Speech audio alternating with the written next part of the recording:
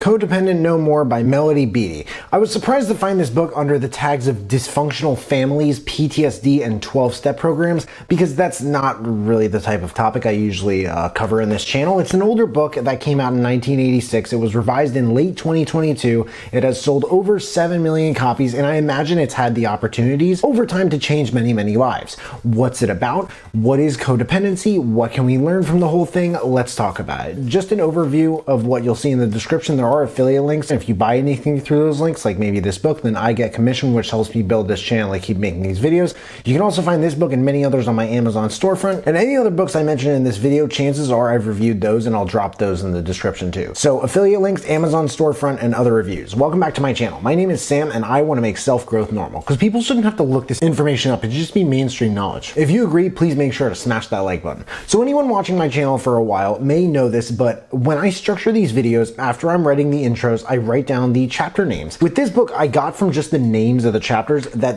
it was gonna have a really compassionate, understanding, don't let this beat you up approach to it, which I think a lot of people experience in abusive or codependent relationships might appreciate. She said that we can lovingly and compassionately tell the truth about our experiences without demeaning ourselves or others. Much of the writing focuses on codependency triggered by substance abuse, but the book does contain stories that don't involve it. The recovery behaviors in the book can be applied to a wide range of codependency triggers. There's also a resources guide for people who may need extra or urgent help, and the author is not an expert, but this book is not technical. It's the best info that she could find on codependency. Chapter 1 is my story. This chapter is insane. And the reason I say it's insane is that it's totally insane how much this lady has been through. I don't even want to get into the details because it's a lot to pack into a 21-minute chapter, and some of them are a bit much to describe on a YouTube video, plus I suppose it would be spoilers. The one part that stood out to me though was when this older woman told the author the only way to stay together is to never get a divorce.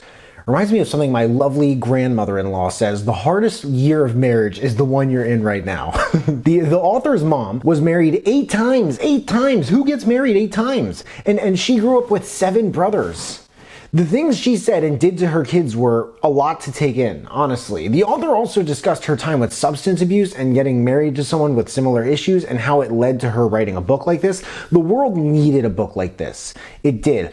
Not enough people know about these concepts and how they can affect you. I cannot imagine how much more of a dire need, or less of a dire need, whatever it may be, the world was in for a book like this at a time like in 1986, of all years. I guess the hardest year to be a codependent is the year that you're in? I don't know. Chapter 2 is other stories. These were excellently told stories too, and very entertaining to listen to, as much as I hate to say it. They are all true, by the way, and of course the names are changed for confidentiality. Chapter 3 is codependency. Codependency was defined in an article beautifully, but the author throughout this chapter went through so many definitions of codependency, it almost made my head spin a little bit. And I mean that in a good way. It didn't do it too much. One that stood out to me though is that codependency is a emotional, psychological, and behavioral condition that develops as a result of an individual's prolonged abuse to and practice of a set of oppressive rules which prevent the open expression of feelings as well as a direct discussion of personal problems. She also said that there are almost as many definitions of codependency as there are experiences that represent it, which is really something, but it's a gray, fuzzy condition that's complex and difficult to define in just one sentence. Chapter 4 is codependent characteristics. The audio version does not have the best mixing, I have to add that, but it's not particularly bad, and as always, I got used to it pretty quickly. There were extensive lists here of behaviors of and characteristics of codependence. It sounds very painful and uncertain to have these. It makes sense why she said it's complex too. Like, you listen to her. I don't know if you can hear Cheeto in the background crying. I don't know what are you crying about, Kookie?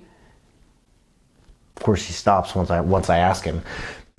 Some of them kind of contradict each other, like finding ways to blame everything on yourself and finding ways to blame everything on others, for example. I have to say these chapters are very packed. Not scientifically, like I said, they're not overwhelming either, but they're dense, and they really do cover all that's probably worth considering. Chapter 5 is detachment. Like in terms of teaching, she even explained why this chapter was the first one in the second part of the book. The first was about what codependency is and who has it, and this was about the basics of self-care. Much of the characteristics of detachment revolve around focusing on yourself and what you can control, as well as keeping a healthy distance. And she said that the time you need to do it the most is the time when it seems the most impossible or like you need it the least. Chapter 6 is don't be blown about by every wing. Do wings blow people about? That's not a thing I've heard of. Maybe it was a saying back in 1986 when the book was written. The author says that we react too quickly and too urgently and intensely, and we rarely can do our best in that state of mind. This becomes habitual because it goes on for so long, but we don't have to forfeit our peace and just react. A lot of it is empowering self-talk. Like if you have issues with codependency and you check out the book, I'd suggest checking it out over and over until the contents of the book are part of your operating system. Chapter 7 is set yourself free. All right, I gotta come clean. I listened to this chapter like 3 times and didn't get anything from it. I know I say this sometimes, but I wouldn't say it if it were false. Chapter 8 is remove the victim. Rescuing and caretaking are pretty much the same thing. They're just enabling, which is a destructive form of helping. It gives us a temporary feeling of goodness and power, so we settle for being needed. Chapter 9 is undependence. This chapter was about being both dependent and independent, and tendencies of people who lack independence. Their expectations drop too low, so they need to learn to center themselves in themselves. They only need their own approvals. She has a long list of characteristics as well as someone who's independent too. And chapter 10 is live your own life. As she said, the quickest way to become crazy is to get involved in other people's business, and the quickest way to become sane and happy is to tend to our own affairs. Most people with codependency do not pay enough attention to their own wants and needs, and they're not exactly sure what those are. Chapter 11 is have a love affair with yourself.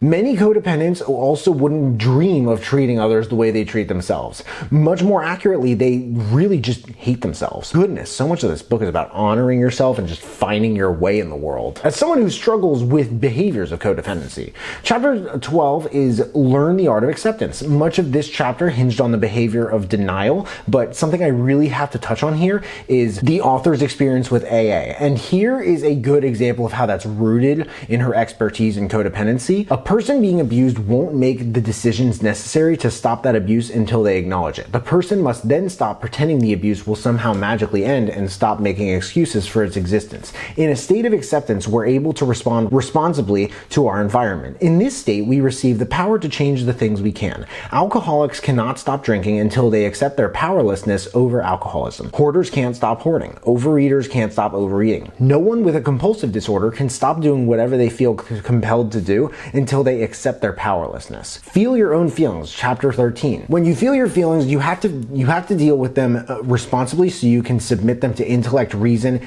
and a moral and behavioral code of ethics.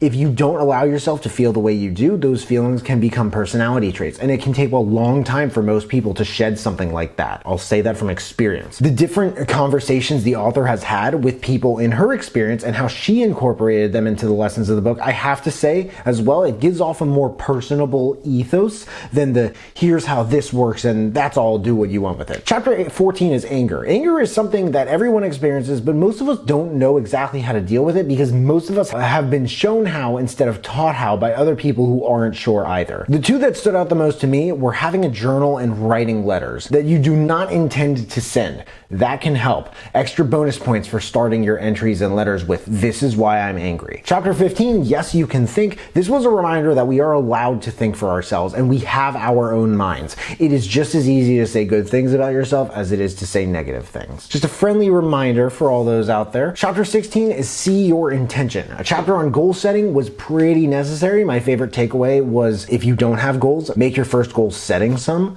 Chapter 17 is communication. There were some examples of bad communication here. Many of us have poor communication skills. We tend to use words to manipulate, people please, and cover up guilt. It reeks of repressed feelings and thoughts and ulterior motives and shame, and we sometimes react inappropriately and lie. Codependents are indirect. They don't mean what they say or say what they mean because they learned earlier on not to express feelings and to just bury everything deep down because who we are is all we've got, and we can be afraid of being rejected, and to survive the emotional wrath of other people, we may hide who we are. Chapter 18 is Work a 12-Step Program. For those who don't know, a 12-Step Program is a free community-based support group for people struggling with substance abuse disorders, behavioral addictions, and other mental health conditions. These 12-step programs are a godsend. They truly, truly are. In the beginning of the chapter, she listed so many different ones I had no idea existed, but thank goodness they do. They don't just have Alcoholics Anonymous, Al-Anon, Narcoholics Anonymous, Nar-Anon. I had no idea that there were also Ala-Teens and Ala-Tots, O-Anon, Families Anonymous, Emotions Anonymous, COSA, Gam-Anon, Parents Anonymous, Sexaholics Anonymous, and way more. Oh, and by the way, you cannot make fun of this concept's variety like it's made up, which is something people tend to do when they clearly don't understand its implications and their complexities. It's real, okay? These mental health conditions are so real, there's no belief involved whatsoever. It's just there, and it can be extremely, extremely, extremely destructive and even traumatic for many. Go to a meeting and hear the words and stories yourself if you don't think so. Chapter 19 is Pieces and Bits, taking care of yourself, taking care of others, recreation, financial responsibility, forgiveness, and a lot more are covered here. Just overall keeping up with things that keep us elevated and living more healthy and productive lives. A micro rant about the words forgive and forget is included in this chapter. Chapter 20 is Soothe Yourself. There was a lot in this chapter about just going to Lush and spending $300 on bath bombs. I'm just kidding. It's about, a lot of this chapter was about meditation and how it can soothe you without the side effects of certain substances that can be very dangerous when abused. An excellent, excellent elaboration on meditation and its benefits in today's world, I would say, can be found at the very end of Yuval Noah Harari's book, 21 Lessons for the 21st Century. Meditation is so slept on. It's so slept on.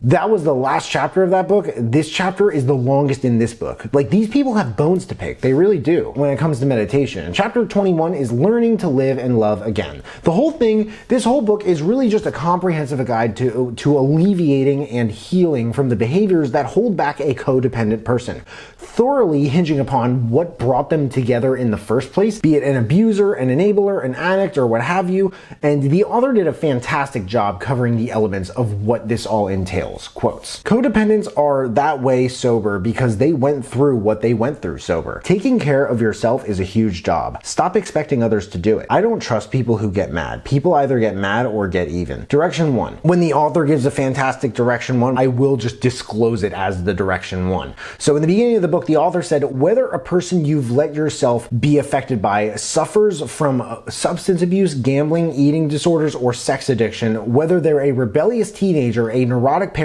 another codependent, or any other combination of the above, this book is for you, the codependent. And direction 2, I don't review a lot of books like this one. I really don't. I feel like it's not an easy topic to write about unless you're experienced in helping people with it. But if you like this book, I recommend checking out, based on what I've reviewed, The Gifts of Imperfection by Brene Brown, and also Atlas of the Heart by Brene Brown. There's a lot of navigating different emotions involved in these books that I think may help as well. Codependent No More by Melody Beattie. There's a link in the description if you want to check it out and read the reviews. That and all the other books that I mentioned in this video, if you want to check those out too. If there are any other books that you folks want me to check out and review, please let me know in the comments below. Also, let me know if you checked out this book and you liked it. But hey, make sure to smash that like button, subscribe if you haven't already, because this has to be like a 10 to 15 minute video. I don't get why people watch this far into my videos and haven't subscribed, but if you have subscribed and you want to turn up just a notch and turn on that notification bell to get a notification whenever I drop new videos, that would mean the world to me. Thank you so much for watching. I really appreciate it.